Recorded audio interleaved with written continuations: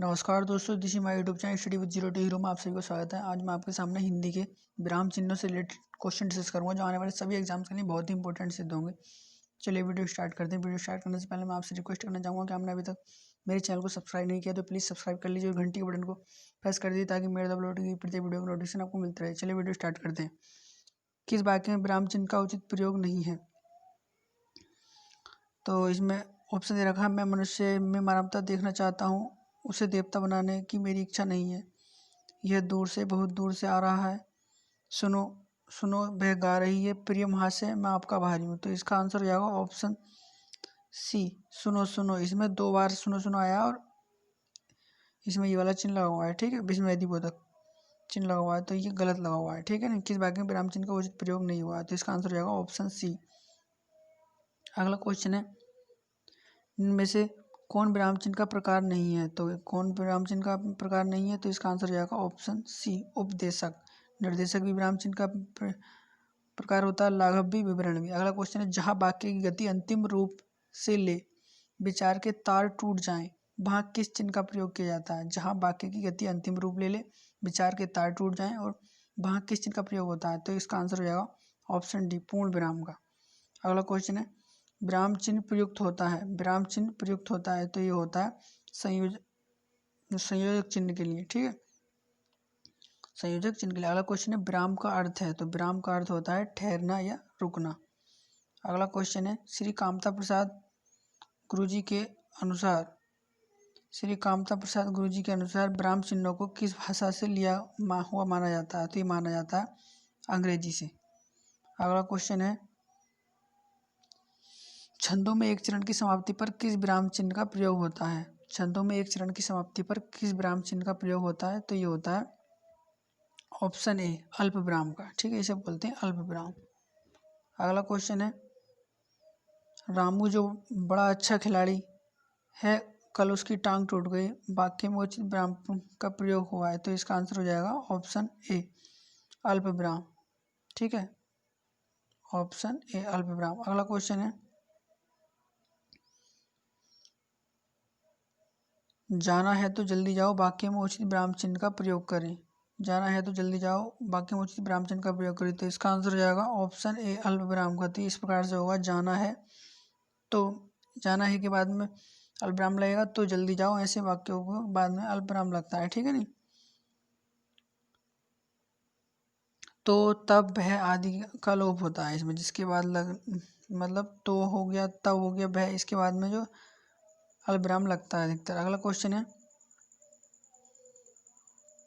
माँ मेरा कल्याण करो, वाक्यों में उचित विराम का प्रयोग करें। तो माँ मेरा कल्याण करो, तो इसका आंसर हो जाएगा माँ, इसमें जो है माँ के बाद अल्पविराम लगेगा और फिर मेरा कल्याण करो, इसका आंसर ही हो जाएगा। तो इसका आंसर हो जाएगा ऑप्शन ए। अगला क्वेश्चन है, जब वाक्य में एक समान अधिकरण का प्रयोग होता है तो किस विराम चिन्ह का प्रयोग होता है? अल्पविराम, अर्धविराम, संकेत, लाघव चिन्ह। तो इसका आंसर हो जाएगा ऑप्शन बी, अर्धविराम।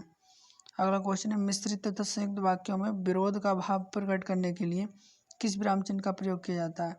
मिश्रित तथा संयुक्त वाक्यों में विरोध का भाव प्रकट करने के लिए किया जाता है अर्धविराम का प्रयोग, ठीक है। अगला क्वेश्चन है, कारणवाचक क्रिया विशेषण में किस प्रकार का विराम चिन्ह का प्रयोग होता है? कर्णवाचक क्रिया विशेषण में प्रयोग होता है अर्धविराम का। अगला क्वेश्चन है, पाद चिन्ह श्री कामता प्रसाद गुरुजी ने किस नाम से अभिहित किया है? पाद चिन्ह श्री कामता प्रसाद गुरुजी ने किस नाम से अभिहित किया है? तो क्या है, रेखा से। इसे पाद चिन्ह या रेखा कहते हैं। इस चिन्ह के द्वारा महत्वपूर्ण पंक्तियों को रेखांकित किया जाता है। अगला क्वेश्चन है, हंसपद किस विराम का एक और नाम है? तो हंसपद होता है,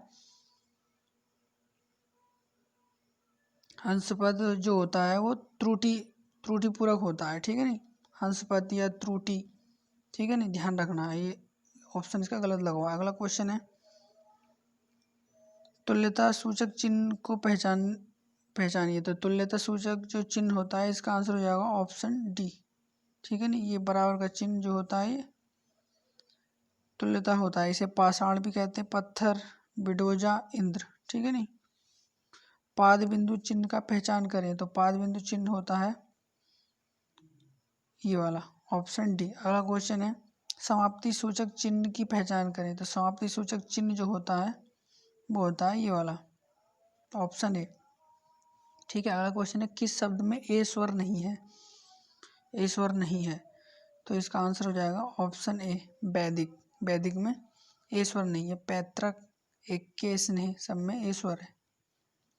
अगला क्वेश्चन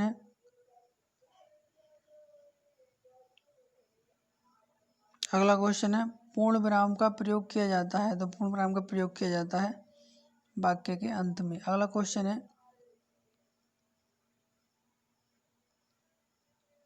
किस वाक्य में पूर्ण विराम चिन्ह का प्रयोग नहीं किया गया है, तो किस वाक्य में पूर्ण विराम चिन्ह का प्रयोग नहीं किया गया है, तो इसका आंसर हो जाएगा ऑप्शन डी, छंदों के एक चरण की समाप्ति पर। ठीक है ना, इसमें पूर्ण विराम जैसे वाक्यों के अंत में, कहानी उपन्यास लिखने पर, छंद के चरणों की समाप्ति पर या छंदों के एक चरण की समाप्ति पर, तो इसका आंसर हो जाएगा ऑप्शन डी। अगला क्वेश्चन है तुम कब आओगे, इस वाक्य में उचित विराम का प्रयोग करें, तो तुम कब आओगे, इसका आंसर हो जाएगा ऑप्शन बी, प्रश्नवाचक चिन्ह है ना, तो इसमें जो है प्रश्नवाचक चिन्ह लगेगा, तुम कब आओगे। ठीक है, ध्यान रखना।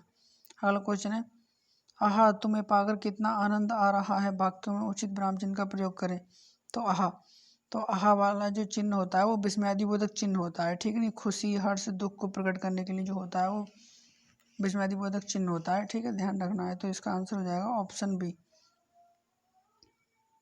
अगला क्वेश्चन है कबीर वाणी के डिक्टेटर थे, इस वाक्य में किस विराम चिन्ह का प्रयोग हुआ है, तो कबीर वाणी के डिक्टेटर थे, तो इसमें प्रयोग हुआ है उद्धरण चिन्ह का। ठीक है, अगला क्वेश्चन, उद्धरण चिन्ह ये होते हैं ये वाला और ये वाला। ठीक है, अगला क्वेश्चन है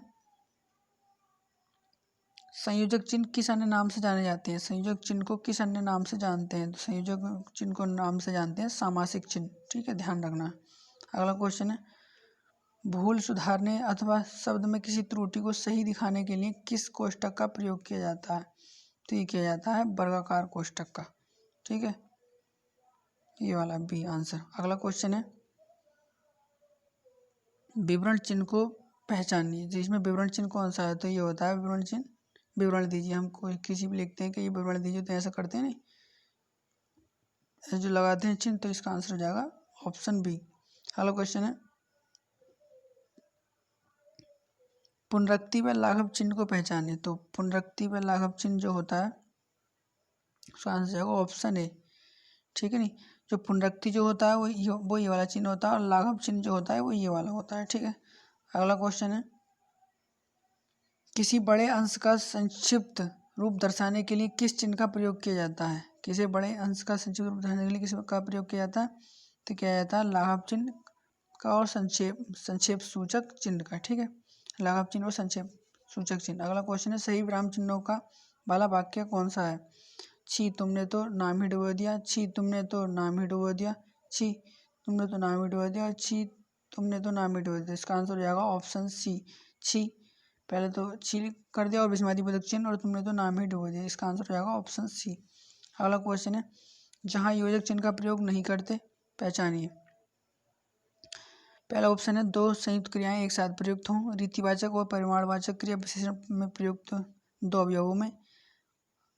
अगला ऑप्शन है जब क्रिया की मूल धातु के साथ परिणामक क्रियाएं आए, और अगला ऑप्शन है कर्मधारय समास से बने शब्दों में योजक चिन्ह का प्रयोग करें, तो इसका आंसर हो जाएगा ऑप्शन डी, कर्मधारक समास में बने शब्दों में योजक चिन्ह का प्रयोग करना चाहिए। ठीक है, अगला क्वेश्चन है किसी कठिन शब्द को स्पष्ट करने के लिए किस विराम चिन्ह का प्रयोग किया जाता है, किसी कठिन शब्द को स्पष्ट करने के लिए किस विराम चिन्ह का प्रयोग किया जाता है, तो ये किया जाता है कोष्टक का। ठीक है, ध्यान रखना।